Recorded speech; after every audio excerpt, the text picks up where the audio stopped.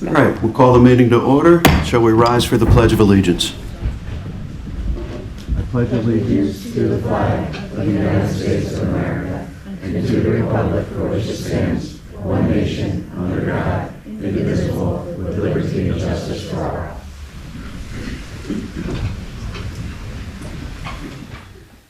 First item this evening is a moment of silence for a fallen West York police officer, Andrew Duarte.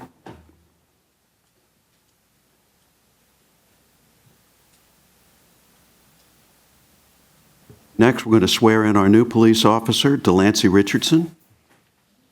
So as council hears me say each time, we've sworn in a lot of officers over the last couple years as people have retired from Horsham Township with a 60-year career. Kidding. They want to stay forever. But Ms. Richardson went through a very rigorous interview process. I say that each time, and then we do put them through a very rigorous process here in Horsham, and we want to make sure we're getting the best of the best. And many of them are here tonight in uniform. And so Ms. Richardson passed the test, and we will be welcoming her on board this evening. And we're proud that, I think, Chief, we're like number 1 or number 2 in the county percentage. We are now number 1 with female officers in Montgomery County.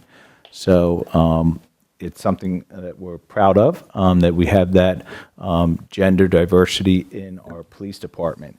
But we welcome Ms. Richardson, soon to be Officer Richardson, to Horsham Township. She knows she has important shoes to fill. She knows we are an accredited agency, and her last interview is with myself and Chief Fida, and I firmly explain the expectations of our police officers and the responsibilities of our police officers, and she came back.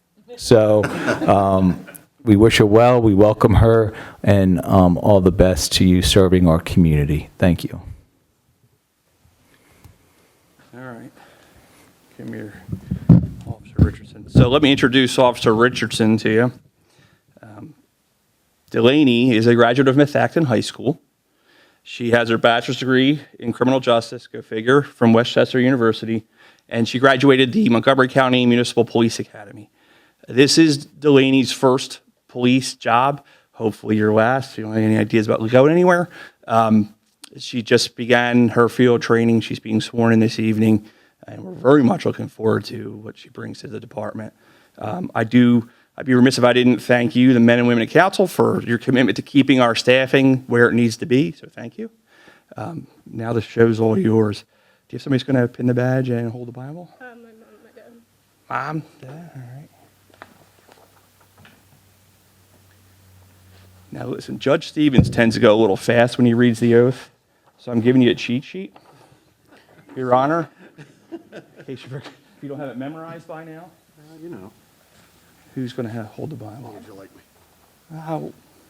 Here's the trick. We try to get everything on audio. So if we can get maybe... You can just stand up Stand there right a here? little All right. You got this. You good? bit. No worries. And actually, why don't you even turn this way a little bit so that way you can... Here, step in here. You got to work the photos, too, for everybody. This is a family Smile. occasion, right? All right. All right. You ready? Yes. Okay. Please recite the vehicle code in its entirety. Sorry. Just kidding. All right. Place, I don't know why he gave you the cheat sheet, because you got to put one hand on the Bible and raise your other hand. So place your left hand on the Bible and raise your right hand, and I'll make sure that I can go through this with you. All right. So repeat after me, please. I, and then state your name. I, Delaney Richardson, Do solemnly swear do solemnly swear that I will support, obey, and defend that I will support, obey, and defend the Constitution of the United States the Constitution of the United States and the Constitution of this Commonwealth, and the Constitution of this Commonwealth, that I will enforce the laws that I will enforce the laws of this Commonwealth of this Commonwealth and of Horsham Township, and of Horsham Township, that I take this obligation freely that I take this obligation freely, without any mental reservation without any mental reservation or purpose of evasion, or purpose of evasion, and that I will discharge the duties and that I will discharge the duties of police officer with fidelity. of police officer with fidelity. I do further swear I do further swear that I will uphold, obey, and enforce that I will uphold, obey, and enforce the law without consideration the law without consideration of a person's race, of a person's race, color, color, sex, sex, religious creed, religious creed, sexual orientation, sexual orientation, age, age, national origin, national origin, ancestry, ancestry, handicap, handicap, or disability. or disability. Congratulations, officer.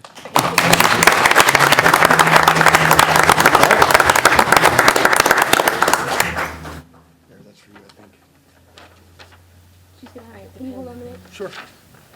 All right, so it's tradition in the Horsham Police Department to have someone special pin the badge on you. I'm sure you guys didn't practice this. He did practice. Okay. I will tell you there are extra points for drawing blood.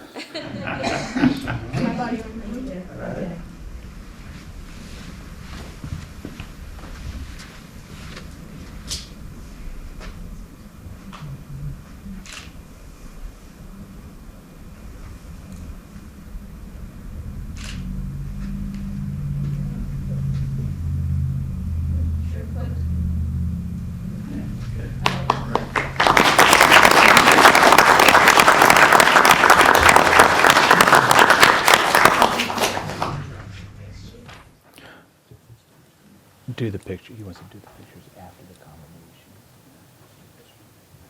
Okay. We're going to do I think we're going to do pictures. Are you going to do them now? All right.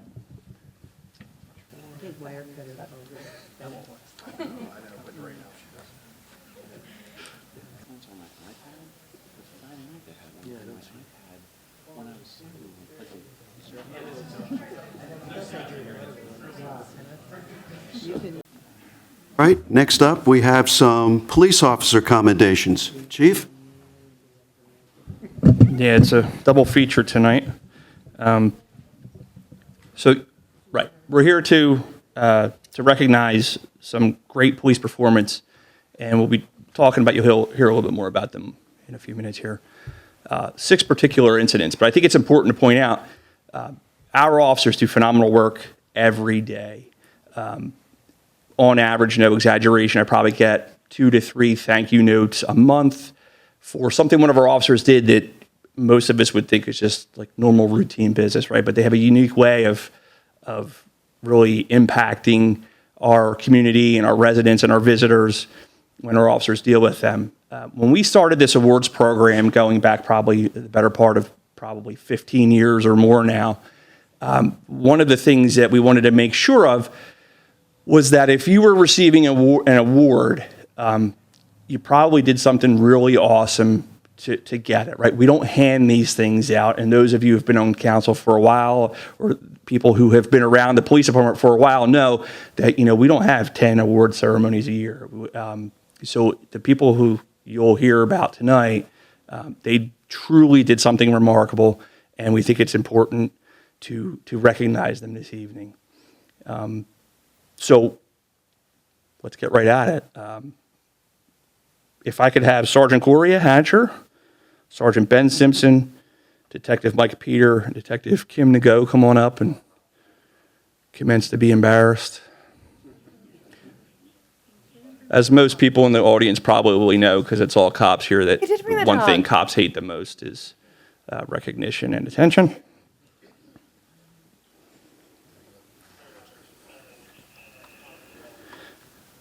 All right, so these folks are receiving a unit commendation this evening. Just some quick context. How do the awards work? What do these all mean? There are 4 medals that an individual officer can receive for outstanding service: valor, bravery, heroism, and merit. When one of those outstanding accomplishments occur because of teamwork, they get what's called a unit commendation. So instead of everybody getting individual commendations, we want to recognize the fact that it was teamwork that brought us here. So this is involving a theft at the Horsham Athletic Club. So I'll give you just a quick synopsis of the of the incident. On August 28th of 2023, Horsham Police Detective Gloria Hatcher began an investigation into thefts from lockers at the Horsham Athletic Club. The thief was prying open lockers and stealing money and valuables from patrons. Detectives were able to develop a suspect from analyzing and comparing the dates and times of the thefts with gym attendance logs. Surveillance was conducted on that suspect on multiple dates, but without any success. On September 5th, surveillance was again conducted on the same suspect. The detectives placed bait money and valuables in 3 lockers along with devices that would alert them if the lockers were opened. The suspect exited, I'm getting ahead of myself. After 2 hours of surveillance, Detective Mike Peter received a notification that his locker had been opened. Suspect exited the locker room. He tried to leave the gym, but he was stopped by police. Detective Peter then confirmed that the bait and valuables had been taken from his locker, and wouldn't you know it, that same property was found subsequently on the suspect's body.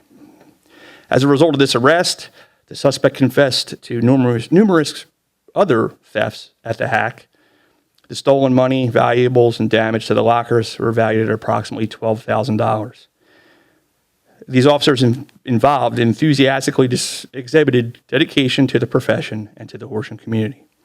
In recognition for their exceptional police service, where the outstanding accomplishment was a result of teamwork rather than that of individuals, the following officers are awarded the unit commendation, and that is Sergeant Hatcher, Sergeant Simpson, Sergeant Perosi, who could not be here this evening, Detective Peter, and Detective Nago.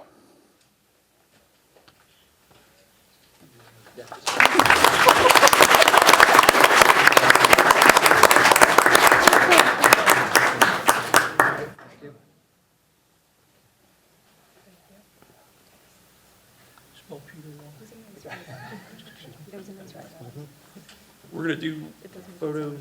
At the end. All right, don't go far. No, it will be here. Thank you. And Mac, if you want. Yeah, everyone stay, because we'll be doing a group photo at the very end. Okay, next up, can I have Corporal Kathleen Ryan, Officer Andrew D'Arcy, Officer Anna Coomer, Officer Dave Brzeznicki, and Officer Joe Kelly come on up.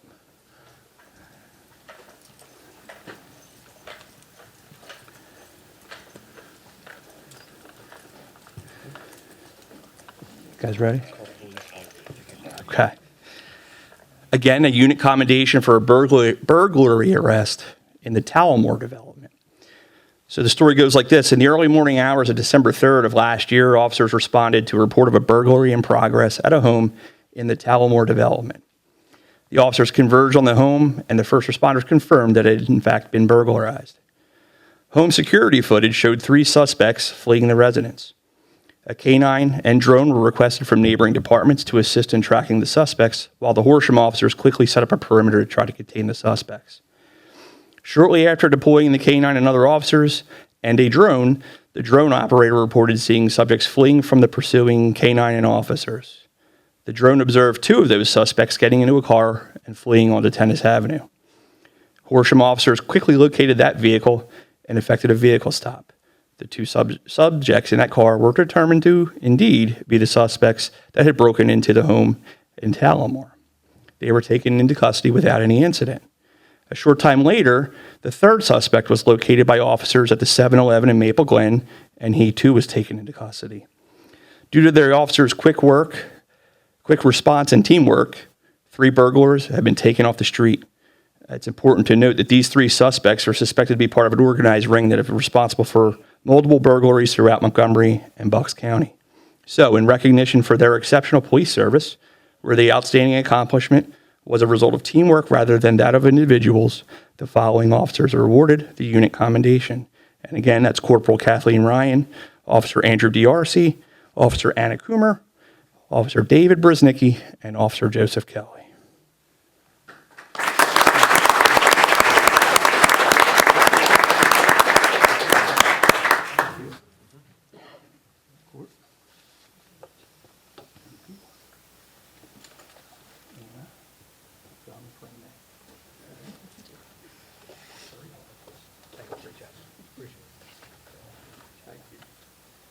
All right, now.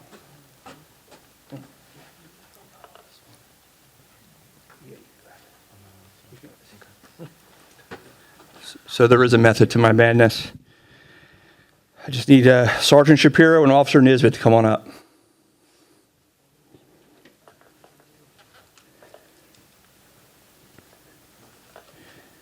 Now, if one would infer that the rest of them are crime magnates, you might be on the right path there. You guessed it, another unit commendation for a carjacking arrest. On May 11th of 2024, Horsham Township police officers were advised that Warminster police were investigating the report of a carjacking that had occurred in a senior living facility on Norristown Road. The suspect fled in a stolen vehicle into Horsham Township. Lucky us. Unlucky him. That will prove to be his fatal flaw. Our officers then received additional information that in addition to the most recent carjacking, that suspect had also committed numerous other residential burglaries, vehicle thefts, carjackings, and aggravated assaults across at least 3 other counties. But wait, there's more. He was reportedly armed with either a knife or a machete. So Officer Coomer and Sergeant Shapiro located that suspect on foot, and a pursuit began. While they pursued the suspect, other Horsham officers arrived and set up a perimeter and joined the search. They searched for over an hour without locating the suspect, who is now believed to be hiding somewhere within a rather large perimeter. A canine was brought from a neighboring department, but they too were unable to locate the suspect. But our officers knew that the suspect was likely still in the area, and they continued to be vigilant. Eventually, Officer Andrew Nisbet sighted the suspect again, and our officers converged on him a second time. He was eventually located by Officer Coomer, hiding in the loft of a backyard shed. After deploying less lethal weapons, pepper spray and pepper balls, the suspect eventually came down from the loft and was taken into custody. Our officers exhibited great teamwork and diligence in apprehending a suspect that was later charged with over 35 felonies as a result of his crime spree. So, in recognition for their exceptional police service, where the outstanding accomplishment was a result of teamwork rather than that of individuals, the following officers are awarded the unit commendation: Sergeant William Shapiro, Corporal Kathleen Ryan, Officer Andrew Nisbet, Officer David Brzeznicki, Officer Anna Coomer, and Officer Joe Kelly.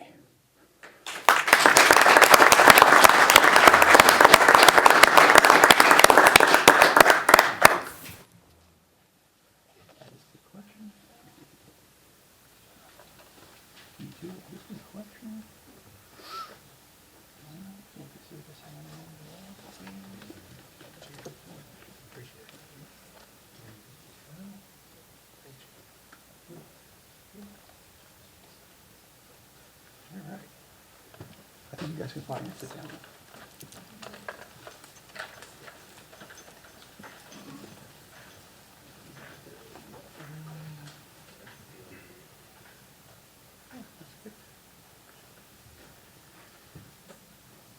All right, the next 3 are individual commendations for outstanding service, as you might imagine. So if I could have Officer Theodore Harrison come on up.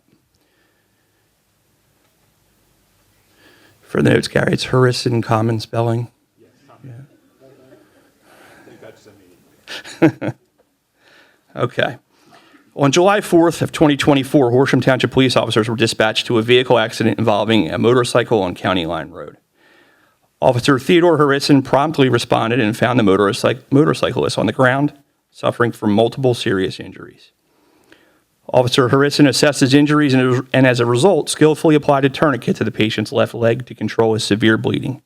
He also maintained the patient's airway and calmly communicated with other responding emergency services until they arrived. Officer Harrison exemplified the core values of our organization. His actions upheld the highest standards of professionalism and made a positive impact on the lives of those affected by this unfortunate event. Without Officer Harrison's quick and decisive action, the victim would have likely perished because of his injuries and severe bleeding.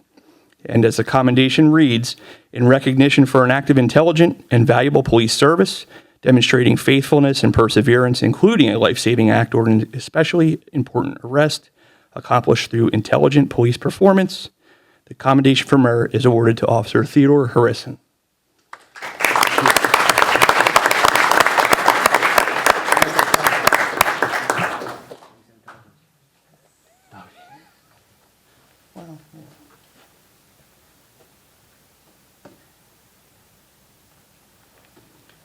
Okay, 2 more to go, I promise.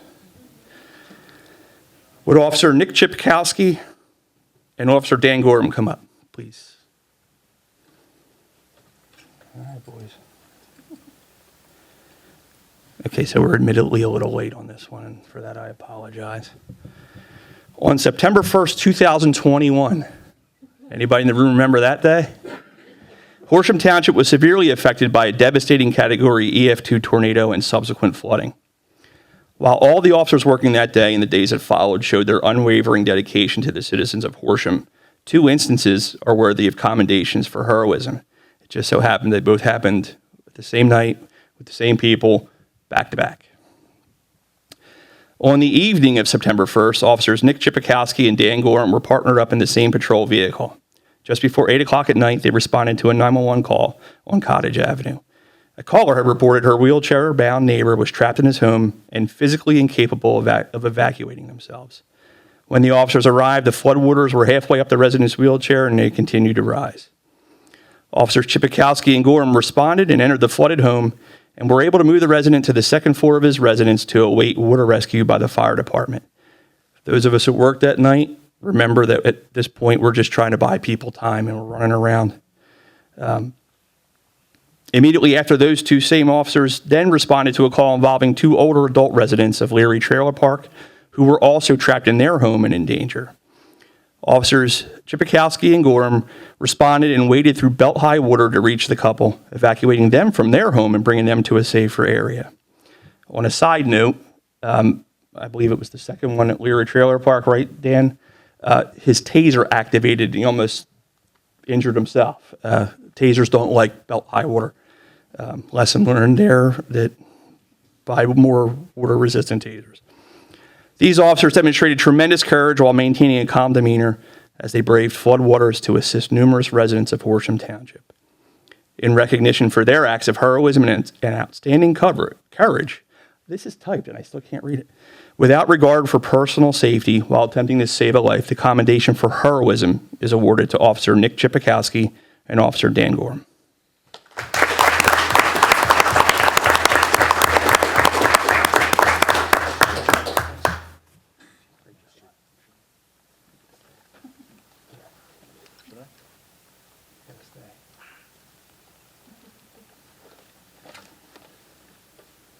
You see my attempted efficiency here. Now I need Officer Mike Costello and Corporal Rob Johnson.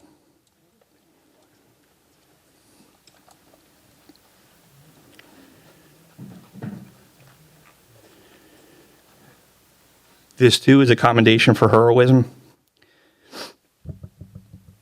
On Saturday, November 23rd, 2024, Horsham Township police officers responded to a house fire on Broadway Avenue.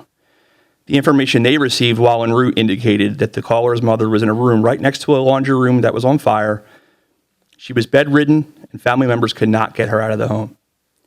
Officers Nick Chipikowski, Corporal Robert Johnson, and Officer Michael Costello responded. Officer Chipikowski was the first to arrive. He entered the home through the front door but was unable to reach the woman due to heavy smoke conditions in the house. Corporal Johnson and Officer Costello arrived shortly thereafter, and the 3 officers proceeded to the rear of the house to make another rescue attempt. They were able to smash a sliding glass door and made entry into the home and located that victim lying merely feet away from the burning fire. The officers, using a little bit of ingenuity, then slid the mattress with the victim laying on it all the way out of the home and got her to safety. Corporal Johnson and Officers Chipikowski and Costello exhibited uncommon courage without consideration for their own safety to save the life of a resident.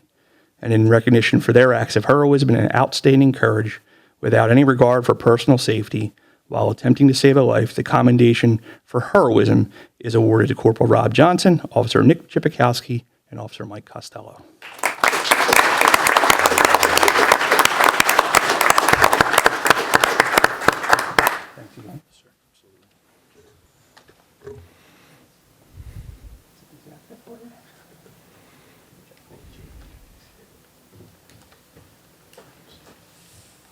All right, I just want to thank you all again for allowing us to celebrate these accomplishments.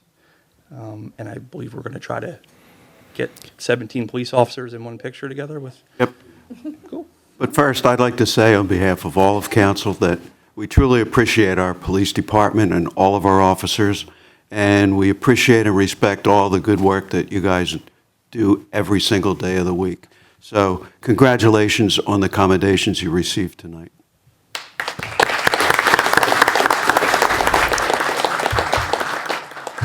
All right, so instead of coming behind, we'll ask all the officers to come up in front and council to join them, as well as the 4 command staff. And Dennis will instruct, nope, leave your chairs where they're at.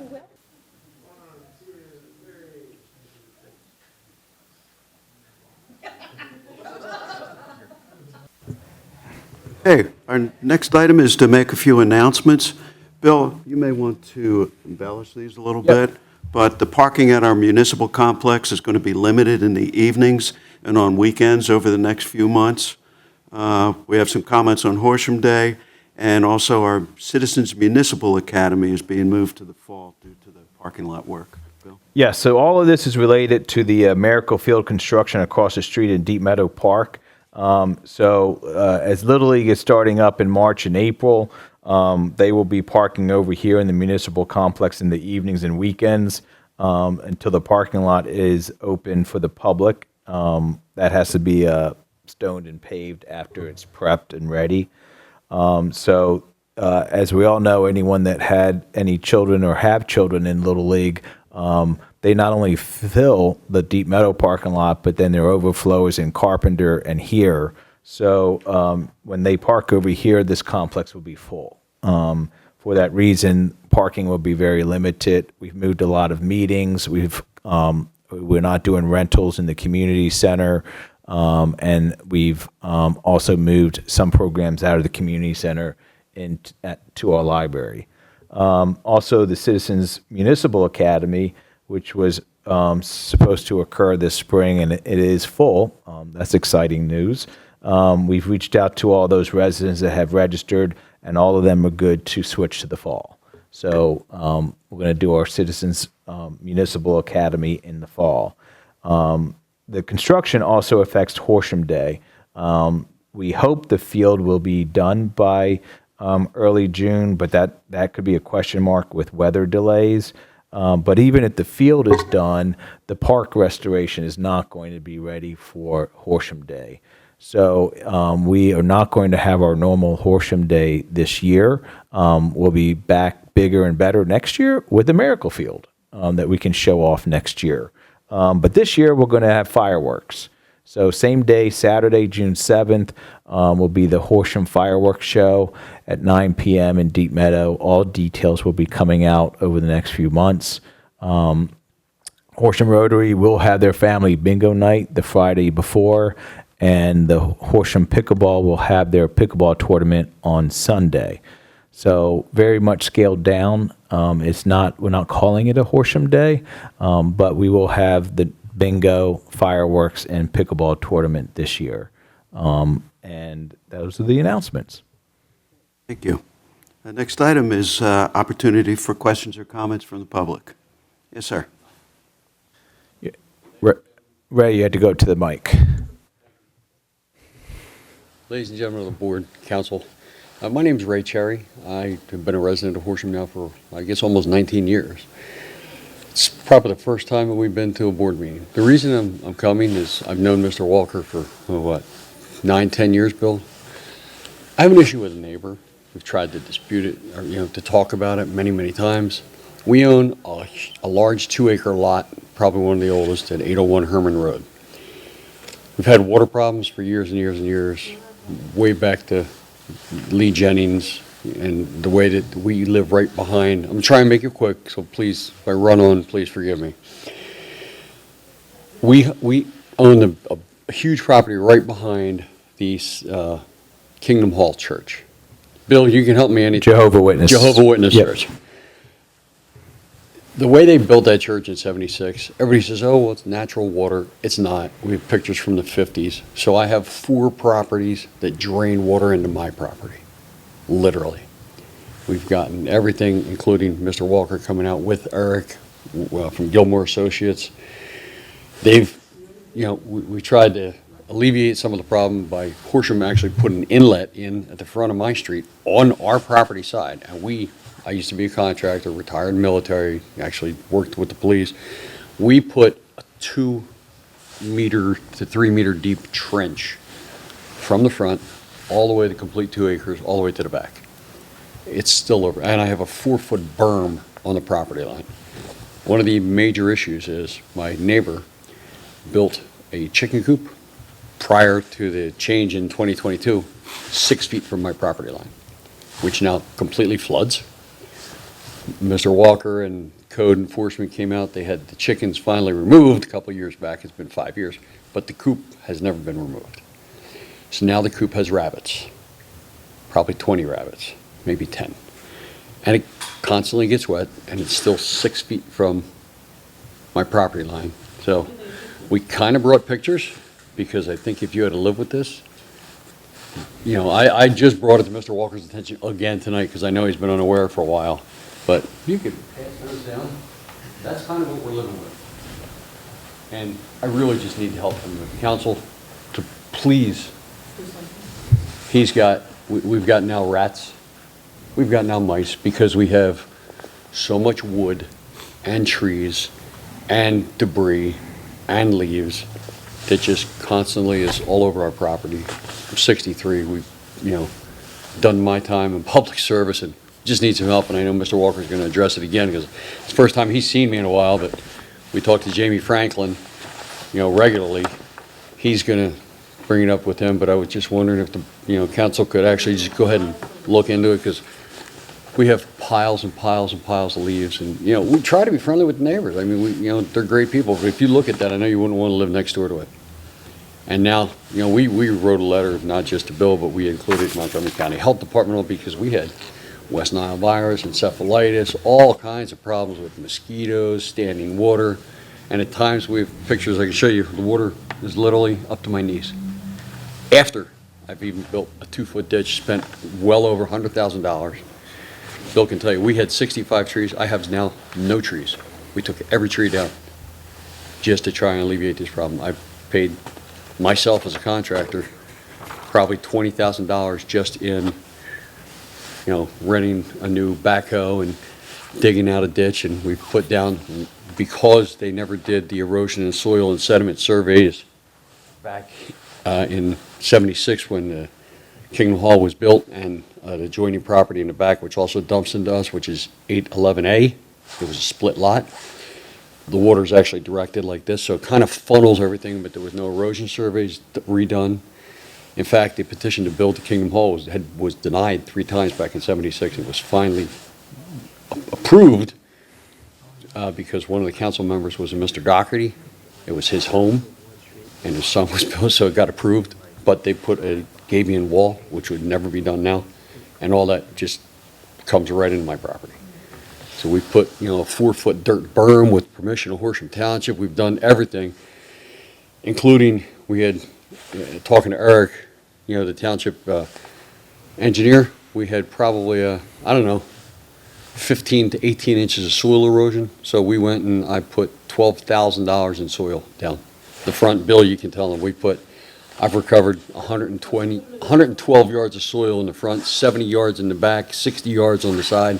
So we're well into this, over $100,000 now. And if we don't get some type of retribution, alleviation, the next step is court. And we didn't want to do that, so we wanted to talk to council and see what just to make you aware of it. Yeah, and he made a man-made retention basin that Jamie sent him a letter out in 2025. It was August 31st. And they said, here's the violations, go ahead and finish it off and get it filled up and level it back out. He put the dirt back, and it's still a foot low. And so now there's just massive amounts of leaves, so when it rains, it just flows there, and then eventually just seeps into my property and is all over. So I appreciate you giving me the time and understanding. If you could just, follow up with Bill, and I know Bill's gonna, my wife's just really upset. And this chicken coop just gotta be moved. Now I got rabbits. We don't mind the kids having rabbits and everything else, but you can't have them on the property line. Just can't have them 6 feet from a property line. So. Well, we appreciate you bringing this to our attention. I'm sorry. Bill, yeah. how do you recommend we handle this? Normally, we would say you need to call them tomorrow. Yeah, But it sounds like something's already started, We've so. been Yeah, talking for years, I just want to make. so Ray just brought this, as I saw him out in the audience when I stepped out here before the meeting and brought this to my attention. I'm going to talk with code enforcement and Jamie tomorrow, and then follow up with Ray. And then, maybe we can come up with some kind of plan to help. I appreciate it. Yeah, we've been, I actually worked with Lee Jennings asking for back, nicely. you Can know, you since turn off the 2007 video when we first? moved in, we've been dealing Please with it. answer Wait, over you're not the- in front of the mic. Oh. None of the Okay, sorry. comments. I'm sorry. Well, we've been asking for, can you do something about the branch and the leaf? Nobody's wind, leaf is totally covered my land. It fills the ditch that we dug. But he always put the pond, make a pond, but in the divider line. I mean, he's just so mean. I mean, I try for a good neighbor, so that's why we never sue him. But I mean, this never go nowhere. That's why we never brought it to council before. I mean, I said, can you do something chicken? He said, no, I pay for a lot of money. He said, can you do some leaf? He said, I'm too busy. You Too understand, busy, you lady? can't do it. I'm too busy. Thanks. I mean, I can't go nowhere this problem, sir, really. So please help us this. Okay, so you. Bill will be speaking with you tomorrow to try to decide what to do next, okay? I appreciate it. Thank you. All right, good to see you.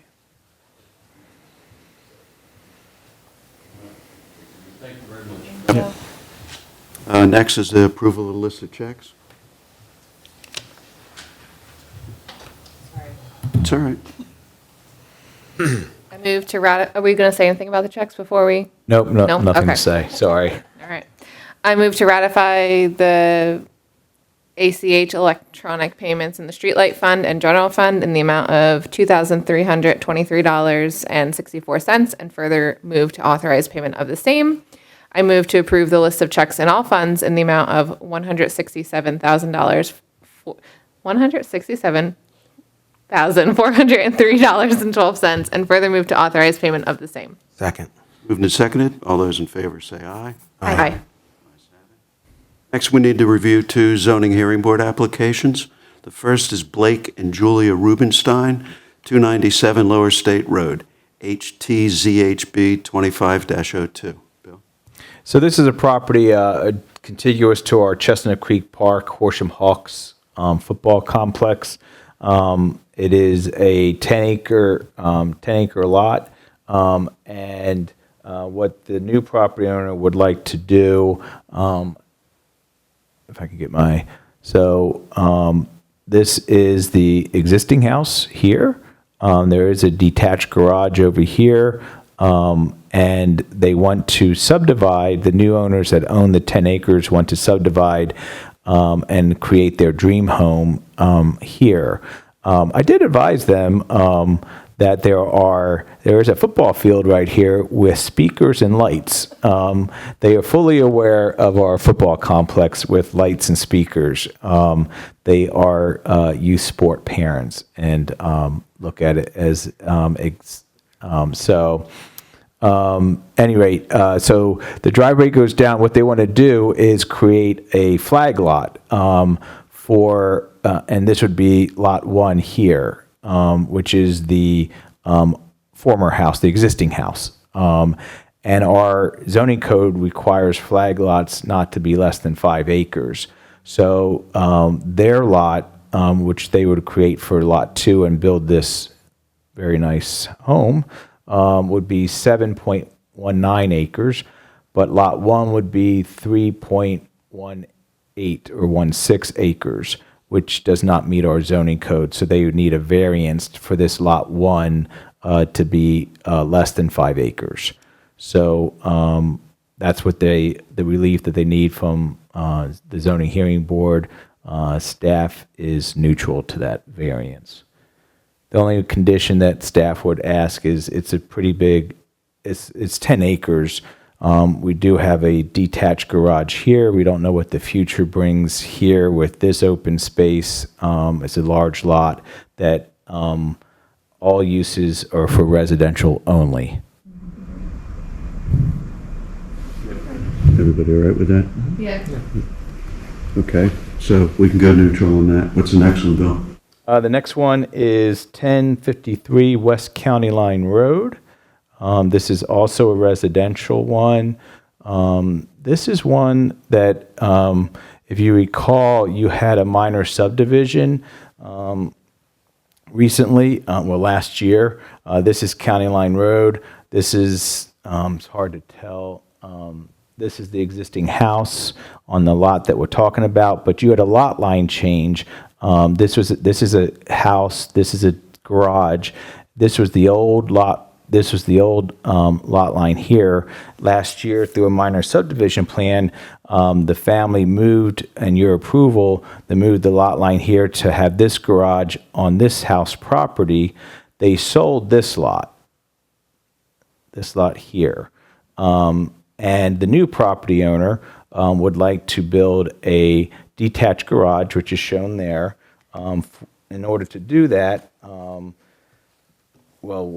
house is about 1,300 square feet, and they would like to build a detached garage that's over 2,000 square feet. And the variance that they would need would be that is not customary to this residential use. Council just passed and updated our zoning ordinance. As you recall, we had an issue a few months ago and we don't have a number in our zoning code for such, but we just put one in. You just adopted a month ago an update to our zoning code, which says now that detached accessory have to be no larger than 50% of the primary use of the property. So the house is the primary use, so it's 1,300 square feet, the house. So if they would build a 680 square foot detached garage, they get a building permit. And they don't want to do that. They want to build the 2,016 square foot. So it does not meet our zoning code, so they need to go to the zoning hearing board for that variance. Recommendation? Staff's recommendation is to be opposed. It's a slippery slope. We can put condition, you don't see this property that well from the road. It would be hard for us to know what's going on there. I was going to ask, did they say what they want the structure for? They said it would be residential only, that they would only use it for their own personal use, that they wouldn't rent it out, no business, they wouldn't rent it out.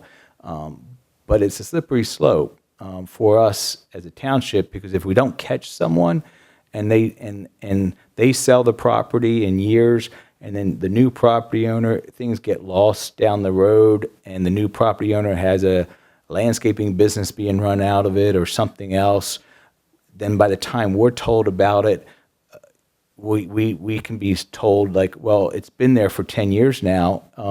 They have some rights to this now, this use.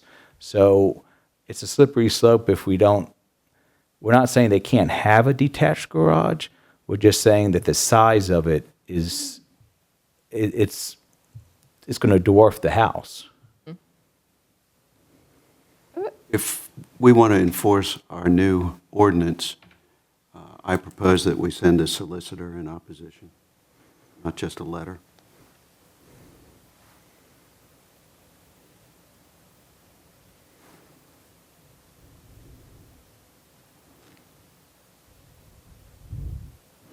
Any comments? I just have a technical question.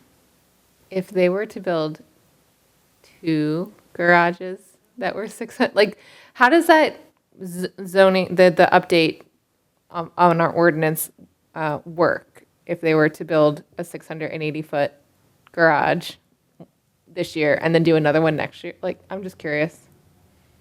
Would it impede them from doing something like that, from making like multiple garage structures on their lot? Yeah, they'd still have to go to they'd still have to go to the zoning hearing board, and council would have that option to, do you want this? Because if the second one was also 680, that would meet zoning. Yeah, that's the question I'm trying to ask, Bill. Thank you. Yes. So how do we prevent that? I don't think you could do. I don't think you can. We would have to, yeah, this is, we'd have to look at everything, but if they meet all of our setbacks and they meet impervious coverage, To the best of my knowledge, there's no limit on the number of accessory buildings that you can have on a property. And so if each of the individual ones met the ordinance of being less than 50% of the home, they would be able to do them. Right, at some point, they're going to have a problem with impervious surface. They're going to have a problem with setbacks. It's not like they can cover the house with accessory dwellings. But if you're talking about two on a large lot, then, yeah. Thinking ahead in case they decide to, you know what I mean? We can oppose this, but then there's nothing to stop them from doing that. And I don't know if it meets the same end, you know? I was just looking back to a prior zoning that was similar, a zoning issue. And what I can't find is but I know our zoning changed. This one is 2016 with the 680, with 680 would be okay. What was the square footage of the primary residence? 1,300. 1,300. Not seeing from the prior one, 1360. The one in November, what the primary residence square footage was. I don't know. I think it was 3,500, give or take a few hundred. It was in the 3,000s. Okay. Heinrich Lane, yes. Only because I don't, if we set a precedent there, I don't know what that would entail. We updated the ordinances partially In because between. of that. so Sure, okay, there- okay. you know, Nope, that's fair. there's no And- precedent. Yeah. It's council's call, but this is one where you could write a letter if you wanted to. When you say write a letter, do you mean with different conditions attached or? No, in opposition. In opposition, okay. Whereas Bill was saying he would like to send someone, so. I'd still rather send someone. And the reason is, if we write a letter with conditions, it's very likely that they'll approve They'll it with approve it, those yeah. conditions. So if we want to enforce the ordinance the way it was intended, we need a solicitor there to make our argument. And it seems to be something that's popping up a little bit more frequently than it has in the past. We had this in Fair Oaks, we had it on Heinrich, we had it on Lower State Road, just three that pop into my mind, and now we have this one on County Line.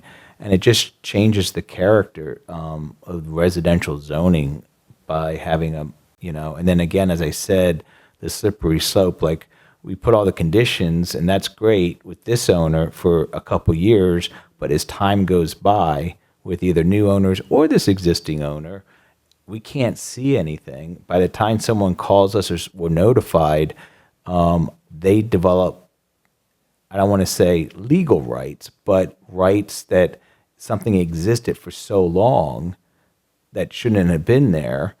We have a harder time fighting that and trying to stop that.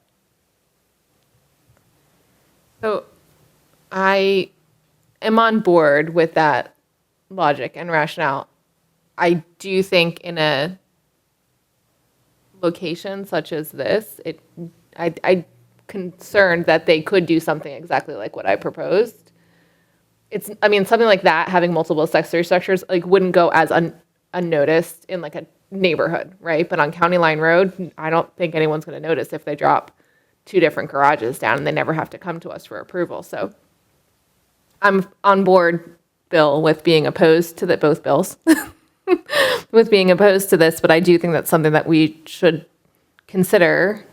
I know we just updated our zoning, but maybe as another step, if we're in line to update anything else in the near future, we could put a limit on the number of accessory structures or make it lot size. I don't know. I'm just thinking out loud, I suppose. And I also was trying to look and see what size lot this is, and I can't remember from when it was split.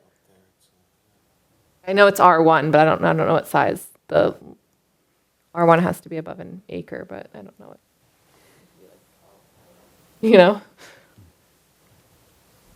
I think Mary would probably have to think through the limit on accessory structures, because there's probably some reasons why it isn't straightforward.